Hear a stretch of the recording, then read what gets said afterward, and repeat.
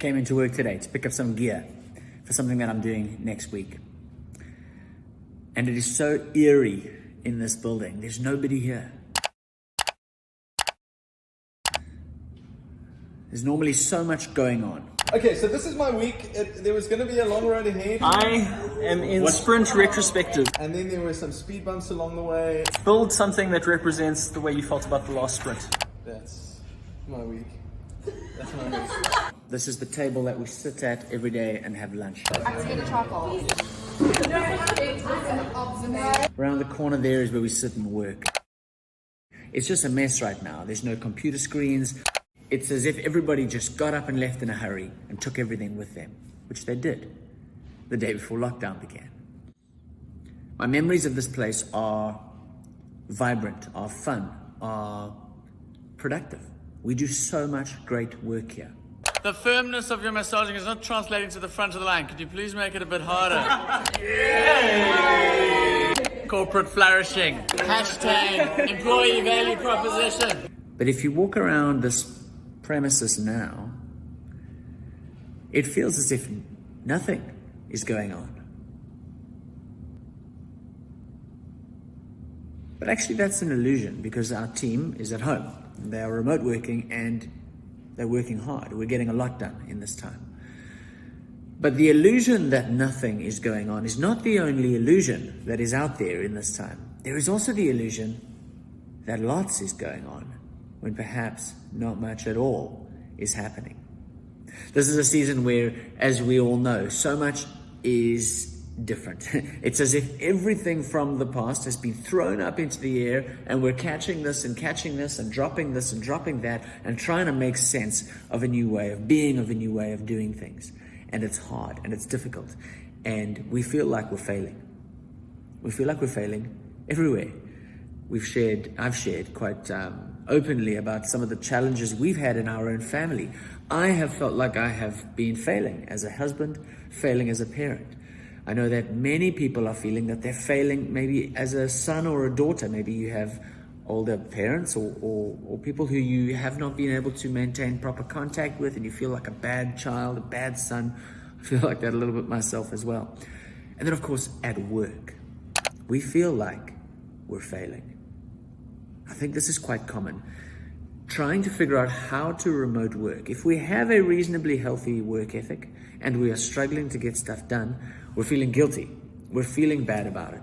And especially when that comes hand in hand with feeling like we're failing in other areas of our lives. I think what's happening for many people is work is taking the brunt of that. So what is it that we do when we feel like we're failing? Well, there's a number of different things I think that humans do. But a very, very normal and natural human response to that feeling is to pretend that we're not. To put up a facade, to put up a mask, to do something that shows that we are not failing. We become a bit deceitful. It's understandable. I'm not trying to point fingers. I'm not telling you that you're a bad person. I just think this is what happens. And as we're dealing with what it means to remote work, without the right infrastructure, without the right tools, what many people are doing is presenting a facade that they're getting more done than they actually are. So, I was chatting with a friend of mine this morning who has some connections in a very large corporate, like the tens of thousands kind of size. And she was saying that before they went to remote working, they didn't actually have a system in place. There was no internal comms or any way of actually doing operations in such a way that you could actually, in a digital way, figure out who was doing what and how it was going. So now they're in a lockdown remote working context, and it's a dog show. There's no real way of communicating with each other what you're doing. It's all on email. So there's hundreds of emails going back and forth, but more than just email, people are being CC'd in on those emails to show that stuff is happening. And it's a particular badge of honor if you can send those emails after hours. Because of course we're working so hard, we're doing, we're used to working 9 to 5 or 8 to 4:30 or whatever our work hours are. Now everything's up, we're juggling this, we're juggling that, we're juggling homework, family, all sorts of different things. So our hours are all over the place. So I think many people feel, when they can send an email late at night. People can see I'm working. I'm going above and beyond. And again, it's understandable. There's no judgment here from me on that. But if we have a means of being able to show that we are doing something, instead of actually show the doing, or show the output of it, then it's a very small step to take for the showing to be the thing that we do. One of my favorite lines, one of my favorite mottos or quotes is a Latin phrase, esse quam videri, which means to be rather than to appear to be. And this has been it's been a bit of a life motto for me for the last 7 or 8 years. It's been the signature line in my emails for a long time as well, because I resonate with that. I don't want to pretend. I'm not interested in the facade. I want to be. I want the person who I am to be the person that other people see. And I think it's a sentiment that resonates with humans. I did a quick Google search on it this morning, and there are hundreds, probably thousands of organizations around the world that have this as their motto, from schools to colleges, even one of the states of America, I forget which one, North Carolina, I think. It's their state motto. I think we resonate with this. We want to be, not just appear to be. We want to be authentic. But now when we are in a situation like perhaps we find ourselves now, where we're failing on all these fronts and we're presenting a facade that we're not failing, we're getting stuff done, even if the odds are stacked against us and we don't know how to get stuff done, I think many people are presenting in this remote working season that they are doing things. But the problem is, if we know that we're not, that actually has a psychological impact on us. A group of researchers were looking at the impact of inauthenticity on our psychological well-being. They did a series of experiments, 5 different experiments, where they got different participants to recall a moment or a behavior or something they did which they felt was inauthentic. And then throughout the series of the experiment, they would, through different ways, make associations with that person's sense of self, their sense of moral self-concept. And this is what they found. They found that there is an inverse relationship between our moral sense of adequacy and inauthenticity, which means there is a correlation between authenticity and our sense of moral self. To the point that when we are being inauthentic, we feel morally impure. That is super interesting. And they were saying this is that, the correlation between these two things is much stronger than the correlation between other negative things that happen in our lives. When we are being inauthentic, we feel morally insufficient, which is not healthy and helpful for our sense of self. In the words of one of the researchers herself, she says, we shouldn't overlook the psychological distress that comes with inauthentic behavior. Feeling impure or immoral is a threat to one's moral self-concept. We feel we have a kind of moral debt that's caused by being inauthentic.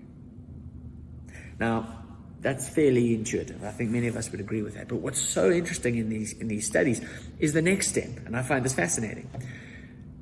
What is it that we do when we feel the sense of moral impurity or deficiency? When our moral self-concept is under attack because we ourselves are being inauthentic, what does it lead us to do?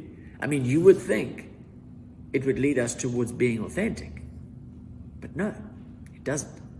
It leads us to one of 3 different behaviors. Either we try to expunge that sense of inadequacy through physical exercise, or we become preoccupied with physical cleanliness, also to clean ourselves from that. There's a famous line from the Shakespeare play Macbeth. After Lady Macbeth and her husband, Macbeth, have killed the king so that Macbeth can become king, she's plagued by these nightmares of blood on her hands, and no matter what she does to clean them, she can't get rid of this blood on her hands. And there's this famous line, damn spot, where she's trying to clean her hands. And we see this mirrored in literature and in the arts. We see this deeply human resonance that when we are immoral or have done something, in her case murder, One of the implications is this feeling of needing to physically clean ourselves. That's the second thing. The third thing is that it leads us to try and repay that moral debt in some other capacity. So we may become generous. We may help a friend. We may give a donation. We want to balance the books again morally. Now that's great. That's great for the people who are on the receiving end of that generosity. That's awesome. But it is a treatment of the symptom, not the root. You see, the root of it is inauthenticity. The root of it isn't moral impurity. So if we are stuck in a certain kind of behavior, for instance, in this moment, presenting to our bosses or to our colleagues that we've got it all under control and we're being super productive, if we know that that's not true, if we're being inauthentic, the implication is we're not going to like ourselves. It's going to impact our moral self-concept. And we're going to be driven to these 3 different behaviors. Go for a run. Go have a shower. Go help someone else. Focus on the kids. Be a good parent. But that doesn't help the chronic situation that you're stuck in of being inauthentic. So what is the solution?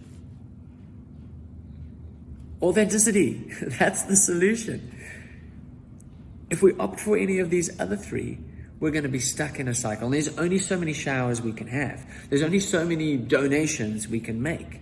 We need to address it at the root. I did an ignition moment recently on trust and how one of those 3 pillars or 3 components of trust is authenticity. When you can see that someone is being inauthentic, it erodes trust. But if you can be authentic, it will build trust. Now here's the thing about appearing to be instead of being. You can only hold that mask up for so long. Soon you will be found out. And when your inauthenticity is found out, well, trust will be diminished. It will have an impact on relationships. So the answer is authenticity. How do we do that? How do we be authentic? Well, I think a great start is to have a tough conversation. Maybe you're struggling with this moment where there is so much that is being demanded of you. Maybe you feel like you're failing. Have a conversation with your boss. Have a vulnerable, tough, open, and honest conversation. I know that it's scary. I know that that is a territory which perhaps many of us do not feel safe to move into. But I want to challenge you. I want to encourage you. Because I think it's more beneficial for the long term. It's more beneficial for your relationships at work. It's more beneficial for your own sense of moral adequacy, your own self-concept. We need to find out how we can align what we are presenting about who we are at work and what and who we actually are. So my challenge is to have that tough conversation. And I think the response from your boss may surprise you because he or she is also going through things in this time and struggling. In the long term, if we're not willing to do this, it is going to have adverse effects on ourselves and our own sense of self-worth, our own self-regard, our own sense of self-perception. But also it's not gonna help. It's not gonna help our employers. It's not gonna help our companies. It's actually maladaptive behavior. So my challenge, my encouragement to you is have that tough conversation. I think you will find a human connection and an empathy that will unlock things going forward. I'll see you in the next episode.